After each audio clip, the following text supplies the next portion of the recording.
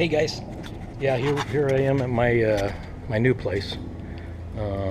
There's a new red Jeep that we did the Carvana video on, and I still got my old black Jeep, which it's for sale. I'm gonna be putting it on Craigslist, and if any of you guys are interested, somewhere close to book, below book. Yeah, it's below book. You guys have seen everything that I've done with it, but anyway, what we got going today in the desert here. These blades dry out quick. You hardly ever use them, and once you need them, then they're all hard and they're screeching and scratching and streaking. So I'm going to show you how to do the wiper blades on this 2006 Grand Cherokee.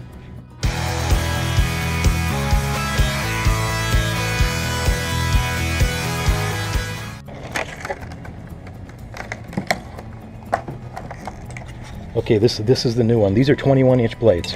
I just got the cheap ones because I'm not going to be having this Jeep very long. But 21-inch blades, both driver and passenger. Same blade. These were $10 a piece at Pep Boys. What you're going to be looking at is this little tab here, and I'll show you here where I'm going to be. These can be a Bearcat to pull off because they kind of stuck in there. So.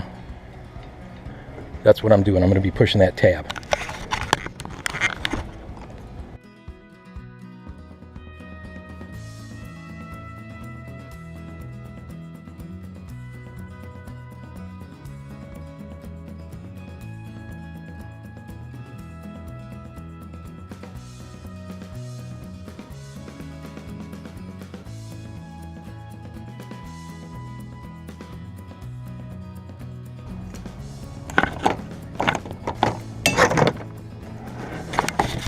You can see that there's round right there, and right there, that is just going to slide right in and then click in. Super simple. What makes it difficult is when the old one is just, when that tab is like stiff and it's just hard to pull out. So here we go. And